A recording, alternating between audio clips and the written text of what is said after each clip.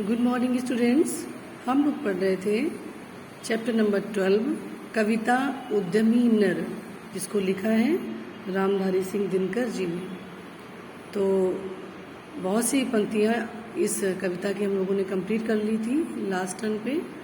तो आज हम लोग इन पंक्तियों को कंप्लीट करेंगे। देखिए, उपजाता क्यों विभो प्रकृति को, सींच सींच वह जल से, क्यों न उठा लेता निज संचित कोश भाग्य के बल से। एक मनुज संचित करता है अर्थ पाप के बल से, और भोगता उसे दूसरा भाग्यवाद के छल से। देखिए, प्रस्तुत पंक्तियों में जो कवि हैं उन्होंने उद्यमी मनुष्य के बारे में ये कहा है कि जो व्यक्ति उद्यमी है वो अपनी मेहनत के बल पर, अपने परिश्रम के बल पर असंभव को भी संभव बना देता है। और जो भाग्यवादी हैं, जो भाग्य की बात करते हैं, उनको उन्होंने पाप से युक्त बताया है कि वो मनुष्य पाप का जीवन व्यतीत करते हैं, जो भाग्य में विश्वास करते हैं, जो कर्म को, जो मेहनत को नहीं मानते हैं। क्योंकि अगर हम भाग्य की बात करें तो भाग्य बनता तो कर्म से है। आपका कर्म जैसा होता जाएगा वैसे ही आपको फल मिलते चले जाते हैं। इसीलिए क्यों ना भाग्य पर विश्वास ना करके कर्म पर विश्वास कर लिया जाए। ठीक, तो संदर्भ पहले की जैसा रहेगा, जैसे मैंने कल बताया था। पंक्तियों में क्या आता है संदर्भ में? पाठ का नाम और कवि का नाम, ठीक है। और इसके बाद इसका प्रसंग, तो प्रसंग में भी सेम रहेगा। जो मैंने प्रसंग आपको बताया था इन पंक्तियों का, वही प्रसंग भी रहेगा। प्रसंग में क्या लिखेंगे कि प्रस्तुत पंक्तियों में कवि ने उद्यमी मनुष्य की उद्यमता और उसके साहस पर बहुत बल दिया है। उसने कहा है कि जो भी व्यक्ति साहसी है, उद्यमी है, वो अपनी मेहनत के दम पर सब कुछ करने में सक्षम होते हैं। वो असंभव को भी संभव बना देते हैं, ठीक है। हालांकि शायद कल मैंने प्रसंग नहीं बताया था, केवल संदर्भ और व्याख्या। तो अब बच्चों लिखेंगे, हेडिंग डालेंगे व्याख्या। तो लिखने का वही तरीका होता है कि यहाँ से मैंने पंक्तियाँ यहाँ तक बताई आपको, तो सबसे पहले संकेत हेडिंग डालते हैं अगर लिखने का तरीका पूछा जाए, है ना। फिर संदर्भ, प्रसंग और उसके बाद व्याख्या। देखिए, कवि कहता है कि अगर कोई भी व्यक्ति अपने भाग्य के बल पर सब कुछ प्राप्त कर सकता है तो फिर वो क्यों मेहनत करता।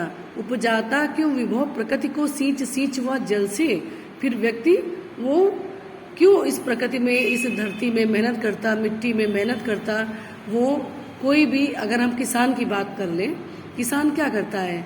मिट्टी को पहले जोतता है, खेतों को, ठीक है, फिर उसमें बीज डालता है, मेहनत करता है, तब कहीं जाकर जो वो बीज होते हैं वो पौधे बनते हैं। और पौधों को जब वो सींचता है तब वो बड़े बड़े पौधे या वृक्ष में परिवर्तित होते हैं। तो यदि सब कुछ इतना आसान होता कि हमारे भाग्य से ही हमें सब कुछ मिल जाता, तो फिर क्या केवल भाग्य के सहारे ही हम सब कुछ प्राप्त कर लेते? क्यों इतनी मेहनत करनी पड़ती?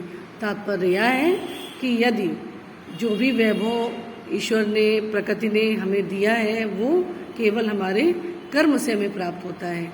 जब हम अपने कर्म करते हैं, मेहनत करते हैं, तब हमें वो विभव अर्थात संपदा प्राप्त होती है जो प्रकृति से संबंधित है। कोई भी व्यक्ति अगर भाग्यवादी है, हम अगर ये माने कि कोई बड़ा भाग्यशाली है और उसको भाग्य से सब कुछ मिल गया है, तो कवि कहता है क्यों न उठा लेता निज संचित कोश भाग्य के बल से।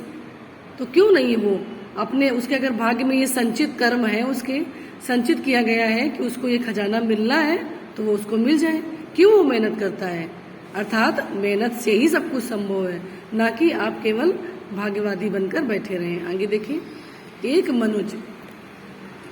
मनुष्य संचित करता है अर्थ पाप के बल से, और भोगता उसे दूसरा भाग्यवाद के छल से। अब देखिए, एक मनुष्य यानी मनुष्य जो संचित करता है, जोड़ता है अर्थ, धन। बहुत, देखिए हमारे समाज में बहुत विभिन्नताएं हैं, तरह तरह के लोग हैं, उनका विभिन्न विभिन्न प्रकार का स्वभाव भी है।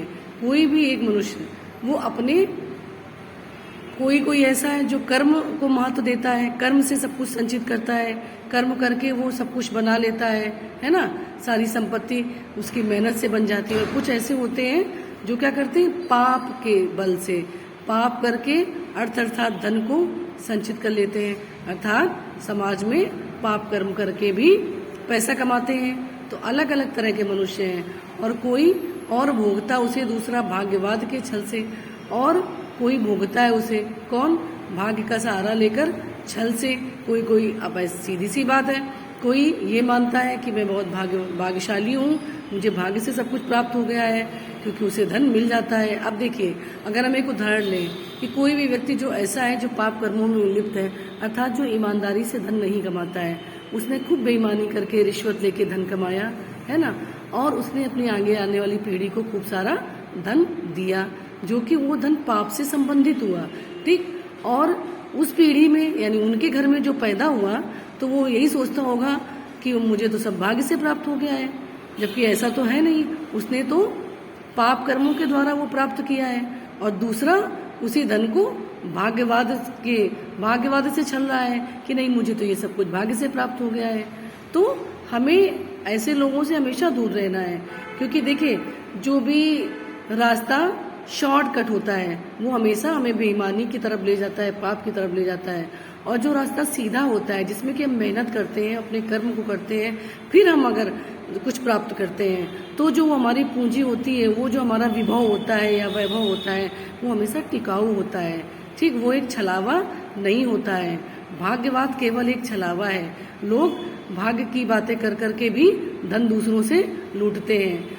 ऐसा कहा जाए, कुछ तो मैं ज्योतिषियों के बारे में कह सकती हूँ, कुछ तो सही है, मेहनत करते हैं और सीखते हैं चीज़ों को, कुछ तो ऐसे ही बता देते हैं उल्टा सीधा और पैसे ले लेते हैं। तो यहाँ पर लेखक कट्टर विरोधी है उनका, जो ज्योतिष में विश्वास करते हैं, जो भाग्य में विश्वास करते हैं। तो बच्चों, ये कंप्लीट हो गया है।